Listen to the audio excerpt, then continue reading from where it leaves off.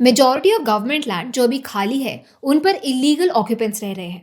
अगर ये illegal occupants legal occupants बन गए तो क्या वो अमीर हो जाएंगे? लैंड्स ली गई थी उसे भी रीडिस्ट्रीब्यूट कर दिया जाएगा।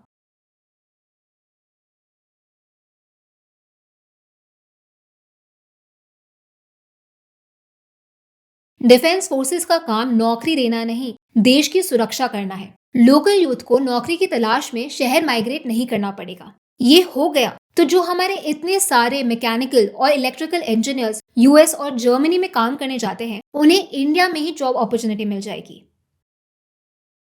Unemployment should not be treated as a problem but as a potential to be realised.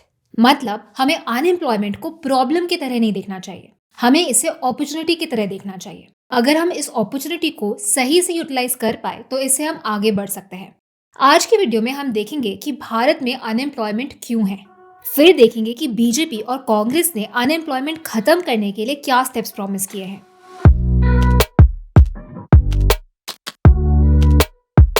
अलग अलग इंस्टीट्यूट्स अलग अलग अनएम्प्लॉयमेंट रेट बताते हैं, कुछ 3.6%, कुछ 7.8%।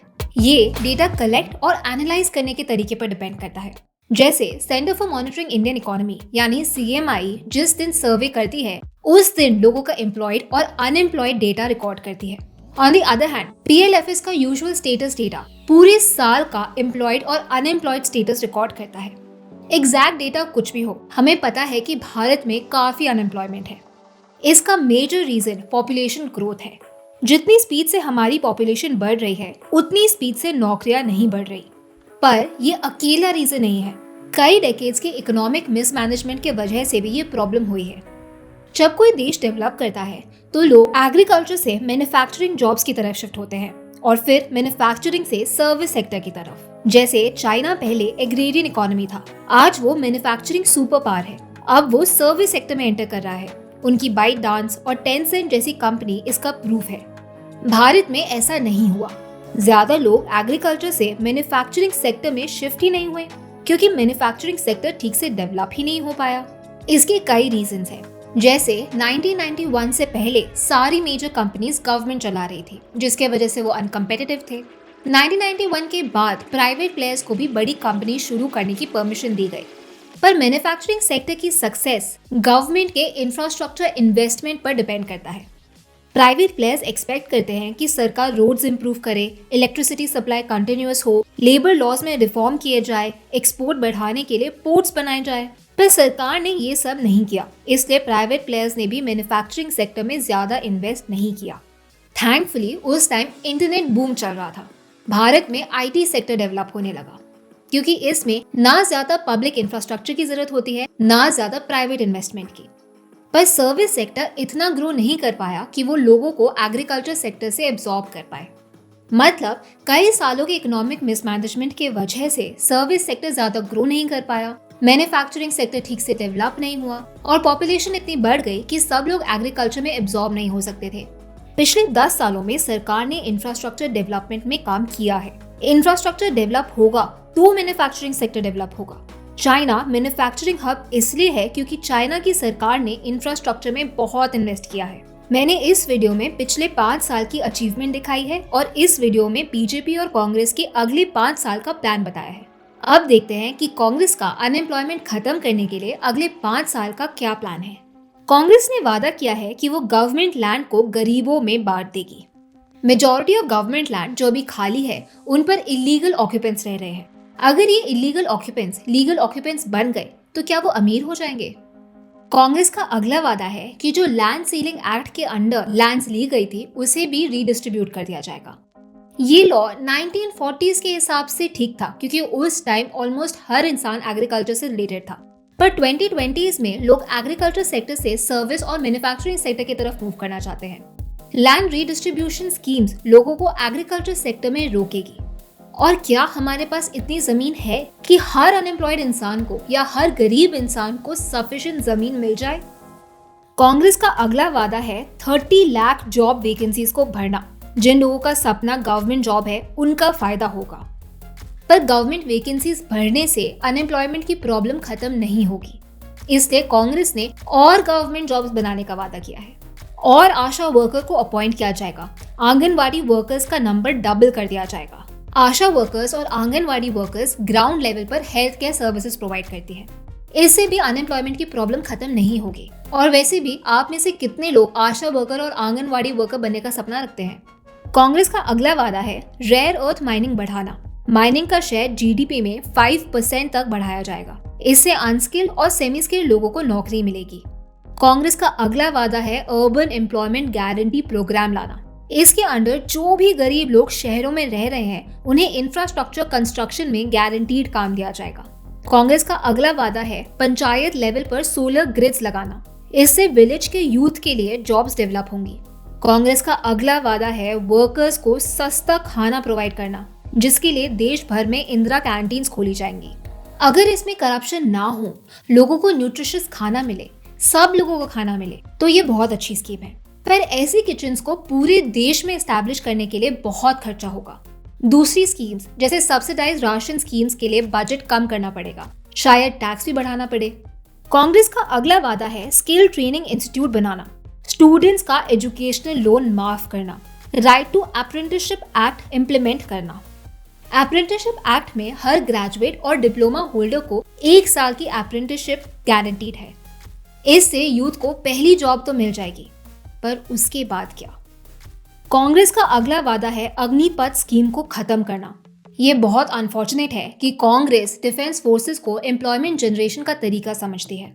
डिफेंस फोर्सेस का काम नौकरी देना नहीं, देश की सुरक्षा करना है।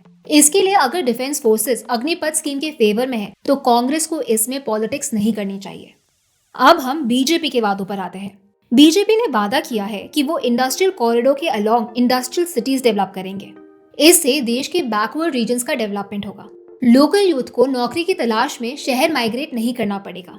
नई सिटीज बनने से मल्टीप्लायर इफेक्ट भी होते हैं। घर बनते हैं, मार्केट्स बनते हैं, स्कूल बनते हैं, हॉस्पिटल्स बनते हैं। इन सब से और नौकरियां जनरेट होंगी। बीजेपी का अगला वादा है भारत को रेलवे मैन्युफैक्चरिंग हब बनाना। पहले हम रेलवे पार्ट्स इंपोर्ट करते थे, अब हम ये भारत में बनाने लगे हैं। सरकार अब इसे एक्सपोर्ट करना चाहती है। इस पर काम ऑलरेडी शुरू हो चुका है। बीजेपी का अगला वादा है भारत में कॉमर्शियल एयरक्राफ्ट मैन्युफैक्चरिंग शुरू करना। इसके लिए पूरे एविएशन इकोसिस्टम को डेवलप किया जाएगा। इस पर भी काम हो रहा है। बोइंग ने बैंगलोर और चेन्नई में Boeing India engineering and technology centre शुरू किया है। इसमें इंजीनियर्स एडवांस टेक्नोलॉजी पर काम करेंगे। बीजेपी का अगला वादा है शिप बिल्डिंग को बूस्ट करना। इसके लिए रिसर्च, डिजाइन और टेस्टिंग फैसिलिटीज डेवलप की जाएंगी। बीजेपी का अगला वादा है भारत में सेमीकंडक्टर और चिप मैन्युफैक्चरिंग बूस्ट करना। सेमीकंडक्टर चिप्स एआई टेक्नोलॉजी के लिए क्रिटिकल है। ये चिप्स मेनली ताइवान में बनती है। ये चिप्स एक मेजर रीजन है जिसके वजह से यूएसए ताइवान को चाइना के अटैक से प्रोटेक्ट करता है। इसको मैंने इस वीडियो में एक्सप्लेन किया है। सेमीकंडक्टर चिप इंडस्ट्री में बहुत प्रॉफिट है।